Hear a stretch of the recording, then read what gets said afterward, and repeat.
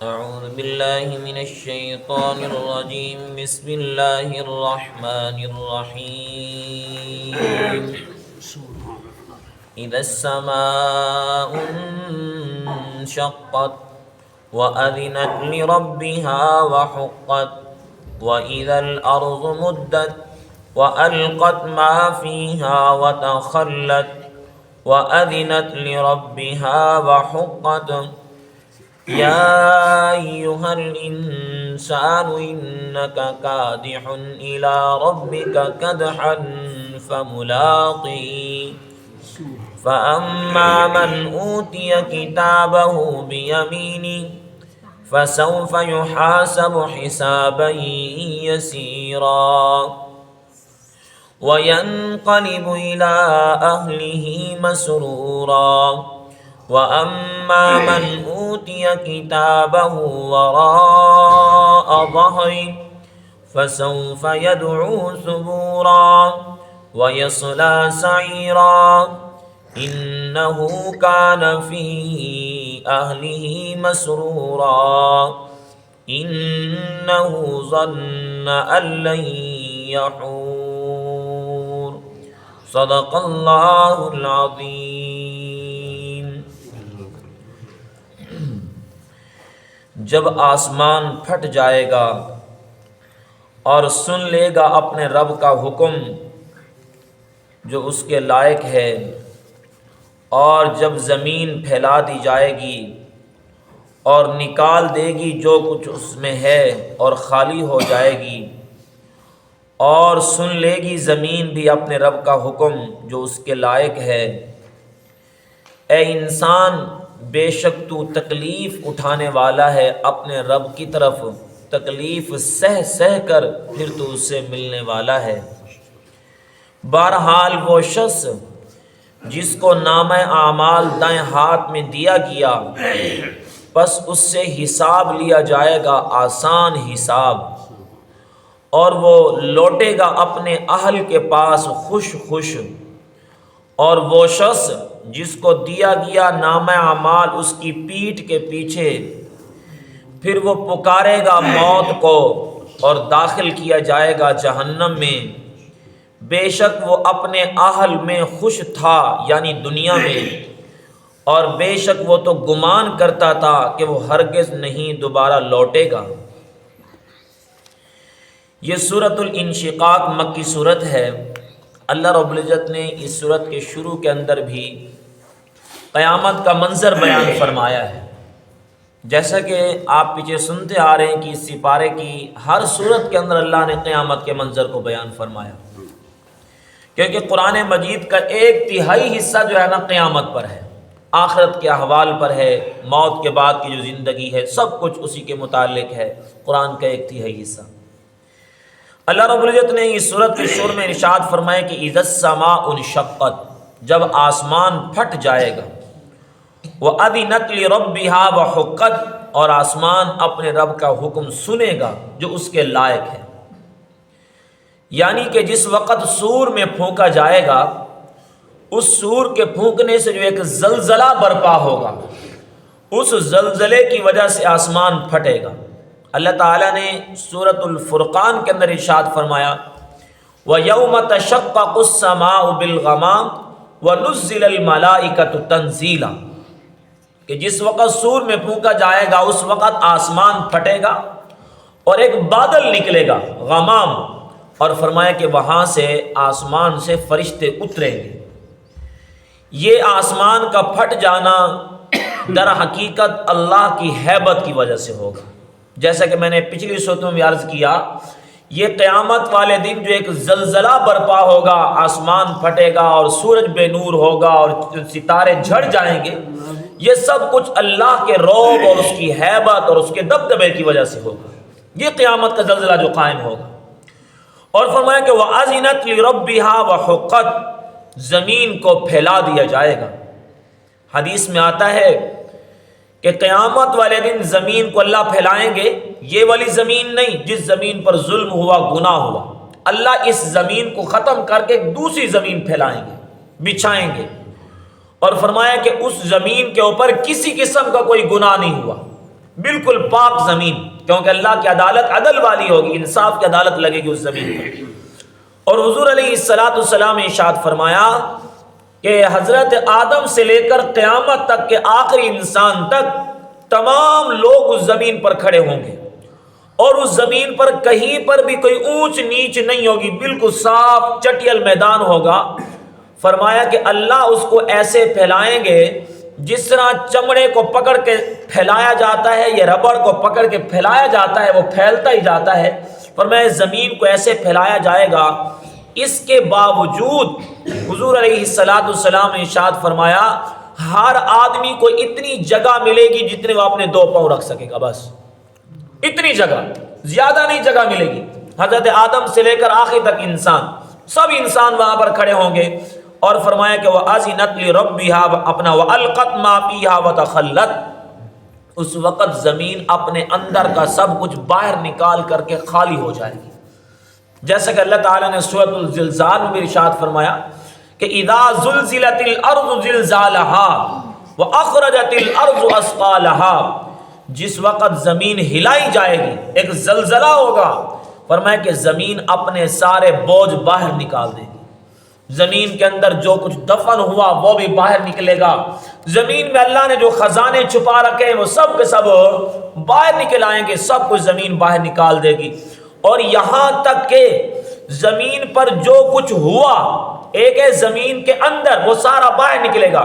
زمین پر جو کچھ ہوا اس وقت فرمایا یومئذ تحدث اخبارها، زمین ساری خبریں بھی بیان کرے گی، اس پر اچھا ہوا برا ہوا، کس نے جرم کیا، کس نے ظلم کیا، کس نے اچھائی کی، کس نے برائی کی، سارا کچھ زمین اپنی خبریں بیان کرے گی۔ یعنی ہم لوگ جہاں پر بیٹھ کرنا کرتے تو ہم زمین پر ہی ہے نا، زمین سے تو ہم باہر نہیں جا سکتے، ہم زمین پر بیٹھ کر جو کچھ کریں گے نا، قیامت والے دن زمین کا وہ ٹکڑا ہمارے اس اچھے اور برے عمل کا گواہ بن جائے گا۔ جو ہم عمل کریں گے، ایک تو گواہ ہمارا اپنا وجود ہوگا، جیسا کہ قرآن نے بتایا کہ قیامت والے دن تمہاری زبان بند ہو جائے گی، منہ پر مہر لگ جائے گی، یہ ہاتھ گواہی دے گا، یہ پاؤں گواہی دیں گے، ہمارا وجود ہمارے اعمال کی گواہی دے گا، اچھا کیا ہے یا برا کیا ہے۔ اور جس زمین پر بیٹھ کر ہم نے کوئی جرم کیا ہے، ہم نے جو اچھائی کی ہے، وہ ساری کی ساری زمین جو ہے نا وہ خبریں بتائے گی، ہمارے اچھے اور برے اعمال کی گواہی دے گی۔ فرمایا وَأَذِنَتْ لِرَبِّهَا وَحُقَّتْ، آسمان کا پھٹنا اور زمین کا پھیلنا اور اپنے اندر کی ساری چیزوں کا نکالنا، یہ کس کے حکم سے ہوگا؟ اللہ کے حکم سے ہوگا۔ اسی کے لائق ہے کہ وہ ان کو حکم دے گا، اور یہ آسمان اور زمین بھی اسی لائق ہے اللہ کے حکم کو سنے اور قبول کرے۔ یا ایھا الانسان، اللہ نے قیامت کا منظر بیان کیا 2 لفظوں کے اندر مختصر میں کہ آسمان پھٹ جائے گا، زمین جو ہے نا اپنے اندر کا سب کچھ نکال دے گی، اور پھر انسان کو خطاب کیا یا ایھا الانسان، اے انسان، اس میں کافر بھی شامل ہیں، مسلمان بھی شامل ہیں، سب شامل۔ انک کادح الی ربک کدحا فملاقیہ، بے شک تو تکلیف اٹھانے والا ہے اپنے رب کی طرف، اور کدحن یہ تکلیفیں سہ کے فملاقی، تو اپنے رب سے ملنے والا بھی ہے۔ ایک دن ایسا آئے گا کہ کافر بھی اللہ کے سامنے پیش ہوگا اور مسلمان بھی اللہ کے سامنے پیش ہوگا۔ یہ قدحن کا جو مطلب ہے وہ یہ ہے کہ انسان کو اللہ نے جو طاقت، جو توانائی عطا کی ہے، عقل و شعور کی بنیاد پر انسان کے پاس طاقت ہے یا جسمانی طاقت ہے۔ ایک انسان ایسا ہوتا ہے کہ اس کو اللہ نے عقل و شعور خاص طور پہ عطا نہیں کیا، لیکن جسمانی طاقت اس کے پاس اچھی خاصی ہوتی ہے۔ ایک انسان ہوتا ہے جسم میں بالکل کمزور ہوتا ہے، جسمانی طاقت میں کمزور ہوتا ہے، لیکن اللہ کی طرف سے عقل و شعور اسے بہت کچھ دیا جاتا ہے۔ فرمایا کہ انسان کو جو اللہ نے توانائی دی وہ جسمانی طور پہ دی ہے، وہ عقل اور شعور کی بنیاد پر دی ہے۔ فرمایا کہ انسان اپنی توانائیاں جو خرچ کر رہا ہے، وہ ساری کی ساری توانائیاں انسان کی جو خرچ ہو رہی ہیں وہ در حقیقت ایک منزل کی طرف ہے۔ عقل و شعور کی بنیاد پہ خرچ ہو رہی ہیں یا جسمانی طور پہ خرچ ہو رہی ہیں، سب کی سب یہ خرچ کرنا ایک منزل کی طرف ہے۔ اب ذرا غور کریں، دنیا کے اندر انسان اپنی ان توانائیوں کو اچھے راستے میں خرچ کر رہا ہے، ان توانائیوں کے انسان غلط راستے میں بھی خرچ کر رہا ہے۔ اب مثال کے طور پر ہم نے روزگار کمانا ہے، ہم نے اپنے پیٹ پالنے کے لیے کچھ کمانا ہے۔ ایک انسان وہ ہے جو عقل اور شعور کی بنیاد پر، سوچ و بچار کی بنیاد پر وہ کہتے ہیں کہ میں نے پیٹ پالنا ہے حلال طریقے سے، وہ سارے جائز راستے اختیار کرتا ہے، اس نے اپنی اس توانائی کو، اس طاقت کو جو رب نے اسے عطا کی تھا نا، اس کو صحیح راستے پہ استعمال کیا، لہذا اس کو حلال رزق مل گیا۔ اور ایک انسان وہ ہے جو اپنی اس توانائی کو، جسمانی اور عقلی توانائی کو غلط راستے پہ استعمال کرتا ہے، یعنی حرام کماتا ہے، رزق اسے بھی مل گیا ہے، حلال کمانے والے کو بھی رزق ملا اور حرام کمانے والے کو بھی رزق ملا، یعنی دونوں کی توانائی تکلیف کے اندر جا رہی ہے، اس نے بھی تکلیف اٹھائی اور اس نے بھی تکلیف اٹھائی ہے۔ اور نمبر 2 بات یہ ہے کہ یہ ساری تکلیفیں در حقیقت ایک وقت ایسا آئے گا کہ فرمایا ختم ہوں گی اور انسان کو موت آ جائے گی، کافر کو بھی موت آئے گی، مسلمان کو بھی موت آئے گی، فرما بردار کو بھی موت آئے گی، نافرمان کو بھی موت آئے گی۔ اب مطلب یہ ہوا کہ ہم سب کی پھر منزل کیا ہے بھائی؟ ایک ہے۔ دنیا کے اندر جو کچھ بھاگ دوڑ کریں، جو کچھ ہم کریں، اچھا عمل کریں یا برا کریں، صحیح کام کریں یا غلط کریں، لیکن یقیناً ہم دیکھیں کہ سب کی سب آخر انجام کیا ہے؟ موت ہے۔ سب کے لیے فیصلہ ایک ہے، مسلمان کے لیے بھی اور کافر کے لیے بھی موت ہے۔ یہ اللہ حکم دے رہے ہیں کہ اے انسان، تو دنیا میں جو کچھ توانائیاں خرچ کر دے، لیکن تیری منزل سب کی ایک ہی ہے۔ اور نمبر 3 بات یہ ہے، یہ تو ہے دنیا کے معاملے میں، ایک انسان صحیح راستے اختیار کرتا ہے، ایک انسان غلط راستے اختیار کرتا ہے، جس راستے پہ دونوں چل رہے ہیں لیکن دونوں کے لیے انجام کیا ہے بھائی؟ موت ہے۔ نمبر 3 بات یہ ہے کہ انسان ایک وقت ایسا آئے گا اللہ کے سامنے پیش ہوگا، اس لحاظ سے دیکھا جائے تو سب کی منزل ایک ہے۔ مسلمان بھی مرنے کے بعد کس کے سامنے پیش ہوگا؟ اللہ کے سامنے پیش ہوگا۔ کافر بھی مرنے کے بعد کس کے سامنے پیش ہوگا؟ اللہ کے سامنے پیش ہوگا۔ اب اللہ نے قیامت کا منظر بیان کیا کہ آسمان پھٹ جائے گا، زمین سب کچھ باہر نکال دے گی، اے انسان دیکھ تیرا وقت ایسا آئے گا تو نے اللہ کے سامنے پیش ہونا ہے۔ فملاقی، ملاقات کو کہتے ہیں نا کہ اللہ کے سامنے ملنا، اس کو پیش ہونا، اس کے سامنے حاضر ہونا۔ تو فرمایا یا ایھا الانسان، اے انسان انک کادح الی ربک، بے شک تیری ساری تکلیفیں کس کی طرف ہیں؟ رب کی طرف ہیں۔ تو اچھا کام کر رہا ہے وہ بھی رب کے پاس، تو برا کام کر رہا ہے وہ بھی رب کے پاس ہے، تیری ساری توانائیاں خرچ ہو رہی ہیں، فملاقی، ایک دن تو نے اللہ کے سامنے پیش ہونا ہے۔ اس آیت کا ایک مطلب تو یہ ہے۔ دوسرا مطلب یہ ہے کہ انسان تو نہ اپنے رب کی طرف رجوع کر، الی ربک، تو ساری توانائیاں خرچ کر، لیکن ان کے خرچ کرنے کا مقصد تیرا رب کی طرف رجوع ہو، جس کو کہتے ہیں نا رجوع الی اللہ، اللہ کے سامنے جھکنا، اس کے سامنے معافی مانگنا۔ اے انسان، تجھے میں نے جو طاقتیں عطا کی ہیں، جسمانی طور پہ دی یا میں نے تجھے عقل اور شعور کی بنیاد پر دی ہیں، وہ ساری کی ساری طاقتیں تو اس لیے خرچ کر تاکہ تیری رب سے ملاقات ہو جائے، تاکہ تیرا اللہ سے تعلق قائم ہو جائے۔ اللہ تعالیٰ نے یہ ارشاد فرمایا ایک جگہ، فمن کان یرجو لقاء ربہ فلیعمل عملا صالحا، جو شخص چاہتا ہے کہ میں اپنے رب سے ملوں، ملاقات کروں، اسے چاہیے کہ نیک اعمال کرے، ولا یشرک بعبادت ربہ احدا، اپنے رب کی عبادت میں کسی کو شریک نہ ٹھہرائے۔ تو گویا کہ رب تعالیٰ کا خطاب انسان کو یہ ہے کہ انسان، تجھے میں نے جو کچھ عطا کیا، جسمانی طاقت دی یا عقلی طاقت دی، تو یہ ساری طاقتیں اس لیے استعمال کر تاکہ تیرا میرے ساتھ تعلق قائم ہو جائے۔ فَأَمَّا مَنْ أُوتِيَ كِتَابَهُ بِيَمِينِهِ، پھر آخرت معاشر کے میدان کو اللہ نے بیان کیا، وہ شخص جس کو نامہ اعمال دائیں ہاتھ میں دیا گیا، فَسَوْفَ يُحَاسَبُ حِسَابًا يَسِيرًا، اس کا حساب آسان ہو گیا، اس کا حساب یقیناً آسان ہو جائے گا۔ ایک وہ ہوگا ایمان والا قیامت والے دن جس کا اللہ حساب بھی نہیں لیں گے، اللہ رب العزت اسے بغیر حساب کے جنت میں داخل کریں گے۔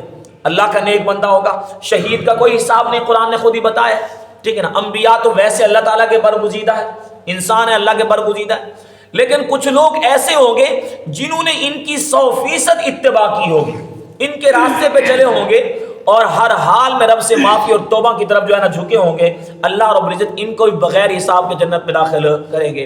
اور کچھ ایسے ایمان والے جن کا حساب ہونا ہے، یعنی گناہ بھی ہیں ان کی نیکیاں بھی ہیں، لیکن ان کی نیکیوں کی وجہ سے جب ان کو نام اعمال دائیں ہاتھ ملے گا، فرمایا کہ اس وقت ان کے حساب کے اندر آسانی ہو جائے گی، لہذا مشکل نہیں ہوگی۔ میرے بھائیو، اللہ کو کوئی حساب دے نہیں سکتا، یقینی بات، بلکہ حدیث میں آتا ہے، حضور علیہ السلام نے ارشاد فرمایا فمن حوسب عذب، جس سے رب نے حساب لے لیا نا، سمجھو عذاب میں پکڑا گیا۔ اللہ کو کون حساب دے؟ ہم دنیا کے معاملات کے اندر غور کر لیں، ہم دنیا کے معاملات میں اگر حساب کرنے لگ جائے تو ہمارا حساب پورا نہیں ہوتا۔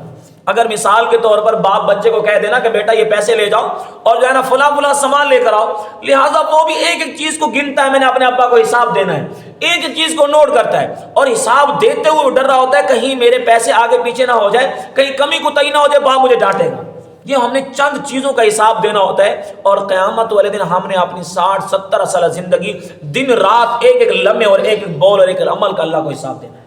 تو لہذا فرمایا اللہ ہمارے حساب میں ہمارے ایمان کی بنیاد پر، ہمارے اعمال کی بنیاد پر آسانی فرمائے گا۔ اس لیے اللہ نے فرمایا فَسَوْفَ يُحَاسَبُ حِسَابًا يَسِيرًا، نامہ اعمال دائیں ہاتھ میں ملا، حساب بے آسانی ہو گئی، وَيَنْقَلِبُ إِلَىٰ أَهْلِهِ مَسْرُورًا، فرمایا کہ یہ اپنے اہل کے پاس لوٹے گا اور خوش خوش ہو کر لوٹے گا۔ یہ خوش ہوگا، کیوں خوش ہوگا؟ کہ یہ کامیاب ہو گیا۔ اصل زندگی انسان کی اس وقت کامیابی کی ہے نا۔ اللہ تعالیٰ نے ارشاد فرمایا نا کہ فَمَنْ زُحْزِحَ عَنِ النَّارِ وَأُدْخِلَ الْجَنَّةَ فَقَدْ فَازَ، جو شخص جہنم سے بچا لیا گیا اور جنت میں داخل ہو گیا، فقد فاز، وہ کامیاب ہو گیا۔ یہ ہے کامیابی کہ قیامت والے دن اللہ رب العزت نامہ اعمال دائیں ہاتھ میں دے دے، اللہ حساب میں آسانی فرما دے، اللہ جنت میں داخلہ کر دیں، سمجھو یہ ہماری کامیابی ہے۔ اگر خدا نہ خواستہ کسی کو نامہ اعمال الٹے ہاتھ میں ملا اور حساب میں سختی ہو گئی اور جہنم میں داخل ہو گیا، تو سب سے بڑی ناکامی اس کے لیے ہے۔ تو فرمائیں کہ یہ انسان بڑا خوش ہوگا۔ وَأَمَّا مَنْ أُوتِيَ كِتَابَهُ وَرَاءَ ظَهْرِهِ، وہ شخص جس کو نامہ اعمال پیٹھ پیچھے دیا گیا۔ حدیث میں آتا ہے کہ اس وقت نا اس بندے کی مشق کے پیچھے بندھی ہو، ایسے پیچھے ہاتھ بندھے ہوئے ہوں گے اور نامہ اعمال الٹے ہاتھ میں اور پیٹھ پیچھے دیا ہوگا، جیسا کہ اللہ تعالیٰ نے سورۃ الحاقہ کا ارشاد فرمایا کہ جس کو نامہ اعمال پیٹھ پیچھے دیا جائے گا اس وقت وہ شرمندہ ہوگا، وہ اتنا شرمندہ ہوگا، وہ کہے گا کاش کہ میرا نامہ اعمال مجھے ملتا ہی نہ، مجھے دیا ہی نہ جاتا، میرا رزلٹ آتا ہی نہ، میرے سامنے پیش ہی نہ ہوتا۔ اور یہاں پر اللہ نے فرمایا جب نامہ اعمال اس کو پیٹھ پیچھے دیا جائے گا نا، فَسَوْفَ يَدْعُو ثُبُورًا، وہ موت کو بلائے گا، کاش کہ مجھے موت آ جائے، میں مر جاؤں، اتنا بڑا رسوائی کا دن۔ وَيَصْلَىٰ سَعِيرًا، لیکن موت کو بلائے گا، موت آئے گی نہیں، موت نہیں آئے گی، حکم ہوگا اس کو جہنم میں داخل کر دو۔ کیوں؟ اس لیے کہ انہو کان فی اہلہ مسرورا، یہ دنیا کے اندر نہ اپنے اہل میں بڑا خوش رہتا تھا، خدا کی نافرمانی کر کے، اللہ کی نافرمانی کر کے دنیا کے اندر خوش رہنا چاہتا تھا، اللہ کو ناراض ہمیشہ رکھتا تھا۔ آج اللہ اس سے ناراض ہے اور یہ پریشان ہے۔ لہذا جو انسان دنیا کے اندر خوش رہے اور اللہ کو ناراض رکھے، یقیناً قیامت والے دن اس کو پریشانی اٹھانی پڑے گی۔ اس لیے اللہ نے فرمایا کہ یہ دنیا میں خوش رہتا تھا، انہو ظن ان لن یحور، یہ خیال کرتا تھا کہ میں نے اللہ کے سامنے پیش ہی نہیں ہونا۔ یعنی انسان جب نافرمانی کر رہا ہوتا ہے وہ یہ سوچتا ہے کہ مجھ سے کوئی پوچھنے والا نہیں ہے، لیکن یہ خیال اس کا بالکل فضول ہے۔ جیسے کہ اللہ تعالیٰ نے سورۃ المطففین میں ارشاد فرمایا نا کہ جو لوگ ناپ تول میں کمی کرتے ہیں، کیا جب یہ ناپ تول میں کمی کر رہے ہوتے ہیں ان کا گمان یہی ہوتا ہے کہ الا یظن اولئک انہم مبعوثون، ہم نے قبر میں نہیں جانا، ہم نے اللہ کے سامنے پیش نہیں ہونا، کیا ان کا خیال یہی ہوتا ہے؟ پھر یہ ناپ تول کے اندر کمی کوتاہی کرتے ہیں۔ مطلب یہ ہوا کہ انسان جب گناہ کرتا ہے نا، اس وقت انسان کا یہ عمل بتا رہا ہوتا ہے کہ انسان کیا تو نے اللہ کے سامنے پیش نہیں ہونا، کیا تو نے اپنی زندگی کا حساب کتاب نہیں دینا؟ تو گویا کہ وہ شخص ناکام ہے جس کو نام اعمال الٹے ہاتھ ملا اور اس نے موت کو بلایا، اسے موت نہیں آئے گی اور اسے جہنم کے اندر داخل کر دیا جائے گا۔ یہ تو کہے گا نا فرجعنا نعمل صالحا انا موقنون، یا اللہ مجھے دنیا میں دوبارہ بھیج دے، اب میں بڑے نیک اعمال کر کے آؤں گا، اب تیری ہر حکم کی فرما برداری کروں گا۔ لیکن اللہ کیا کہیں گے؟ نہیں، اب دوبارہ کوئی واپس نہیں جا سکتا، اب دنیا ختم اور آخرت شروع ہو چکی ہے، اب کوئی واپس نہیں جا سکتا۔ تو گویا کہ انسان کو اللہ نے خطاب کیا ہے، دیکھ انسان دو فیصلے ہیں، یا تو نام اعمال دائیں ہاتھ ملے گا یا بائیں ہاتھ ملے گا۔ اب تجھے بتا دیا دائیں ہاتھ والا کامیاب ہے اور بائیں ہاتھ والا ناکام ہے۔ نام اعمال دائیں ہاتھ میں کس کو ملے گا؟ یقیناً جس نے نیک اعمال کیے ہوں گے، جس نے اپنے رب کو خوش کیا ہوگا، اپنی ساری توانائیاں اس کی طرف رجوع اللہ میں خرچ کر دی ہوں گی، وہ کامیاب ہے۔ اور کس کو بائیں ہاتھ میں ملے گا، پیٹھ پیچھے ملے گا؟ جس نے دنیا کے اندر ہمیشہ خوش رہنا سیکھا ہوگا۔ بس اللہ ناراض ہوتا ہے تو ہو جائے، میں ہمیشہ خوش رہوں، فرمایا قیامت میں پریشان ہوگا۔ لہذا اللہ نے فیصلہ کر کے بتا دیا انسان کون کامیاب ہے کون ناکام ہے، اور انسان کو اب فیصلہ خود کرنا چاہیے کہ میں کون سے راستے پر چلوں۔ اللہ ہم سب کو عمل کرنے کی، سمجھنے کی توفیق عطا فرمائے۔